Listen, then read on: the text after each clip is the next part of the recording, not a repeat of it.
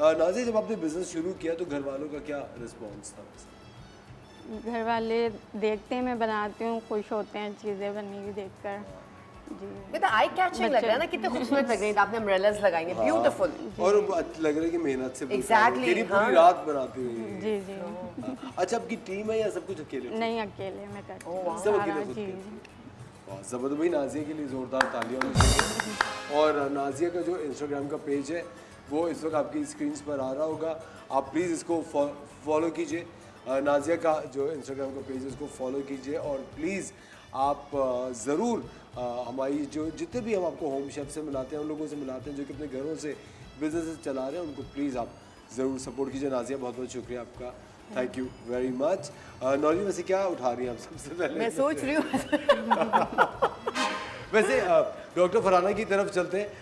Doctor साहब, चूँकि आपका एक एजुकेशनिस्ट आप है, आपका स्कूल से ताल्लुक है, मुझे आप बताएं, जब मुझे अच्छी तरह से याद है कि बच्चों में जो एंटरप्रेन्योर बनने के जो स्किल्स होते हैं वो स्कूल से बच्चे सीखते हैं। मतलब स्कूल के अंदर जो मेले लगते हैं या बच्चों के छोटे छोटे उस तरह जो एक इस तरह की जो ईद मिलन पार्टीज होती हैं, उसके अंदर सबसे छोटी छोटी वन डिश पार्टी हो रही है, आप लोग करते हैं इस तरह के? जी डेफिनेट, ओकेजन पर डिपेंड करता है, हर ओकेजन का कुछ ना कुछ एग्जीबिशंस होते हैं। कभी कभी हम लोग रिसाइकिल, जैसे अप्रैल का पूरा मंथ अर्थ का है तो उसमें रिसाइकिल एक्टिविटीज़ भी होती है, बच्चे अपने प्रोडक्ट्स बनाते हैं, they put it for sale, इस तरह से करके रखते हैं बच्चे। हाँ, और उसके अंदर वो भी होता है ना कि बच्चे ही बच्चों से कुछ परचेजिंग कर रहे हाँ, हैं, definitely करिए, वो तो एक बच्चे बहुत आपस सीखते हैं ये चीज़ें। देने वाला भी सीखता है कि कैसे कैलकुलेशन करनी है और ये सारा। Exactly. How often do you guys do it? आप कितने? डिपेंड करता है, जो ओकेजन्स आती हैं स्पेशल डेज के हिसाब से ही होता है, क्योंकि फ्रिक्वेंटली मंथली बेसिस पे नहीं, क्योंकि ओवरऑल बहुत ज़्यादा एक्टिविटीज़ हो रही होती हैं हमारे। हर मंडे छोटे बच्चों के लिए कोई ना कोई एक्टिविटी है, कोई ना कोई हेल्दी ईटिंग हैबिट्स के लिए कोई सैलेड डे है, कोई बनाना डे, इस तरह करके उनको सारा इंट्रोडक्शन दिया जा रहा होता है।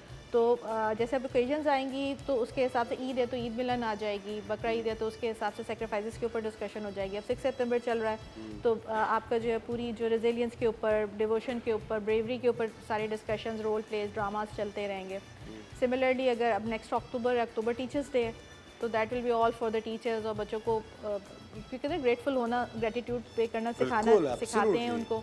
इसी तरह से सिंपल में पूरा मदर्स डे और ग्रैंड पेरेंट्स डे, और फिर उसके बाद जून में अगर ऑफ ना हो तो फिर फादर्स डे, वरना ये कि वो फिर बाद में हम लोग कुछ लेट वाले बिलेटेड भी हम मना लेते हैं कि ताकि बच्चों को एक अवेयरनेस तो दे दें हम। लेकिन डॉक्टर साहब, मुझे लगता है कि स्कूल्स का जो सबसे ज़्यादा अहम काम होता है वो करियर काउंसलिंग होता है। बिल्कुल। और आई थिंक कि बहुत सारे स्कूल इस तरह के जो कि बच्चों की बहुत यंग एज में आइडेंटिफाई उन्हें कर लेते हैं कि इनका इंटरेस्ट किस तरफ है को।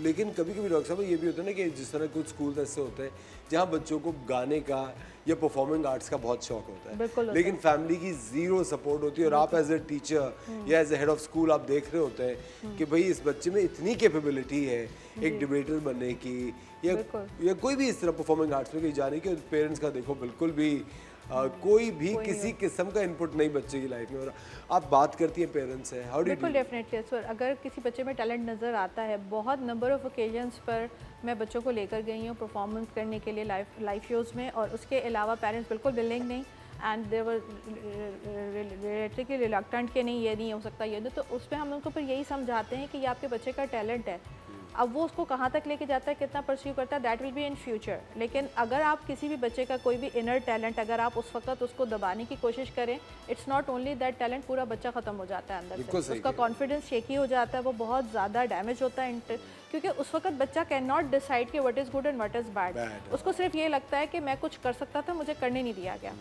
तो इसी वजह से हमारे स्कूल में जो मेरा विज़न होता है कि मैं हर बच्चे को हर काम में ज़रूर डालती हूँ, और by the time they reach 3rd 4th grade 5th grade 6th grade वो खुद फिल्टर आउट होते जाते हैं, वो दे इनर सेल्फ नोज, और वो आई थिंक वो बड़े स्ट्रांग इंडिविजुअल्स बन जाते हैं, उनको खुद समझ आ जाती है, और उस वक्त भी वो स्पोर्ट्समैन स्पिरिट भी आती है कि वो फजूल चीज़ों के लिए जिद नहीं करते कि हमें इस कंपटीशन में नहीं लिया, उसमें नहीं लिया, फेवरिज्म ऐसी वो बात करती नहीं, बिकॉज दे नो कि हमारी एबिलिटी ये नहीं ये है, तो हम इस लाइन में जाएंगे तो हम ज़्यादा सक्सेसफुल होंगे, अगर हम इसको करेंगे तो ये बेकार वक्त ज़ाया करने वाली बात। बिल्कुल सही बात है।